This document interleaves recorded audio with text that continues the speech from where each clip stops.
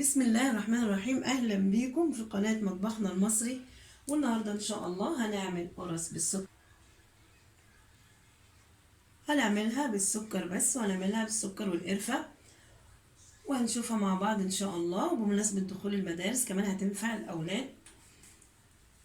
هنا عندي 4 كوبايات دقيق، 2 كوباية زبادي، نص كوباية مية او لبن، معلقتين زيت، معلقتين لبن بودر، ذرة ملح، معلقة سكر، وخميرة وفانيليا وبيضة ومعلقة خل. ودلوقتي هنبدأ. بسم الله. هضيف أول حاجة المية، مية عادية مش سخنة ولا حاجة، والسكر والخميرة، ونقلبهم مع بعض.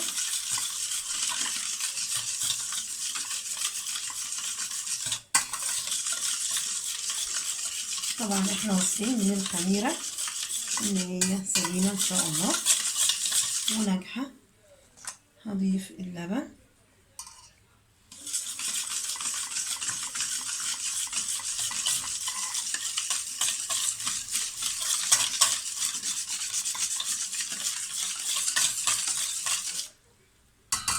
بس كده، والبيضة،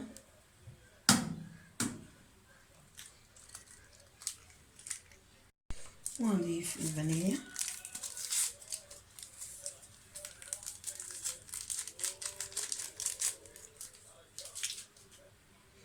ومعلقة الخل،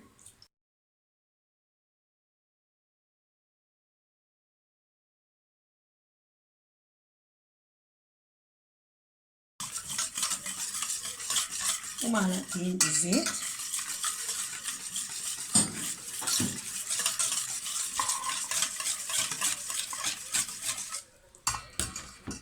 وهنضيف الزبادي.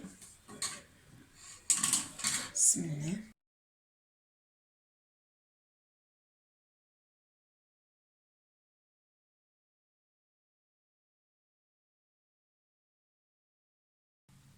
وهضيف كوباية تانية،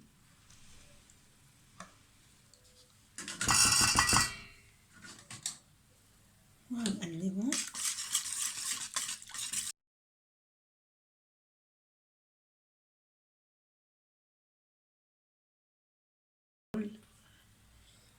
كده ضفنا كل السوائل، ودلوقتي هندخل الدقيق. بسم الله.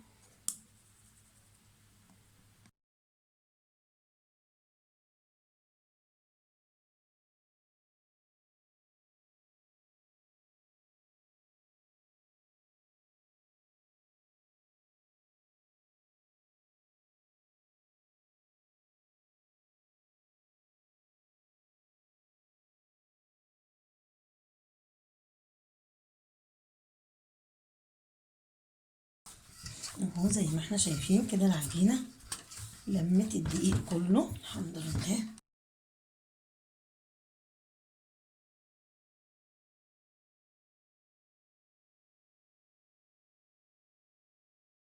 كده خلاص العجينة اهي بسم الله ما شاء الله. هي ولا طرية قوي ولا صلبة اهي. هسيبها تخمر ونرجع نشوف هنعمل ايه كمان ان شاء الله. بسم الله الرحمن الرحيم. ودلوقتي بعد العجينة ما خمرت زي ما احنا شايفين اهو، هشيل الاسترتش ده اهو،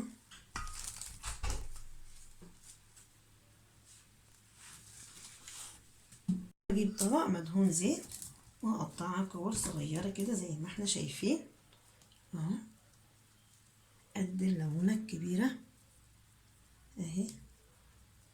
وهنحطها كده،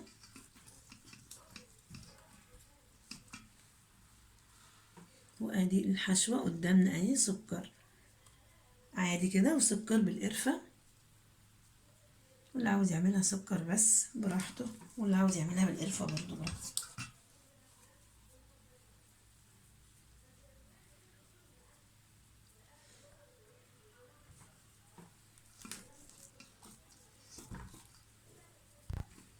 وزي ما احنا شايفين انا قطعتهم اهو.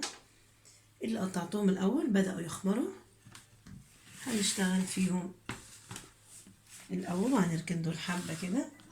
وعندي الصاج مدهون بالزيت،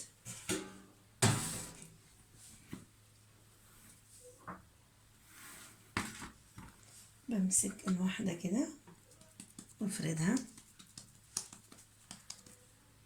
اهي، واحط السكر وبنقفل عليها اهي كده، بنعملها زي البقجة كده اهي، قفلنا عليها كده خلاص. بنبططها بقى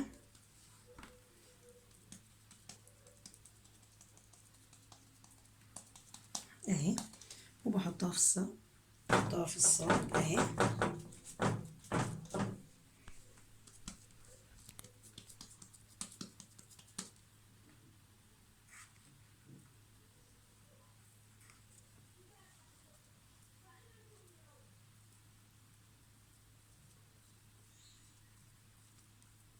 اهي، وللي ما شافش الفيديو اللي قبل ده، انا قلت سبب الحنة ان انا كنت بجوز ابني، عقبال عندكم جميعا، فمعلش اعذروني لو المنظر مضايقكم.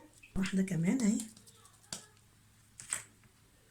انا هعمل اللي بالسكر بس الاول، وبعدين نعمل اللي بالقرفة، سكر بالقرفة كده طبعا. وممكن نجدد، وطبعا ممكن ننوع في الحشوات، بنعمل اللي احنا عايزينه اهي.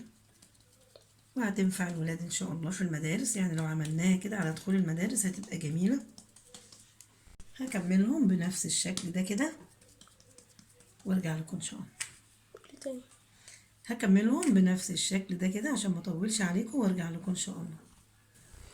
ودلوقتي بعد ما خلصتهم زي ما احنا شايفين، عملت جزء بالقرفة وجزء سادة بالسكر سادة يعني. هدخلهم الفرن ونشوفهم بعد ما يطلع ان شاء الله. ودلوقتي بعد ما طلعتهم من الفرن، هما وشهم احمر حبة بس مش مشكلة خالص. طبخهم بحبة مية كده مجرد ما يطلعوا من الفرن، بالبخاخة كده خفيف اهي.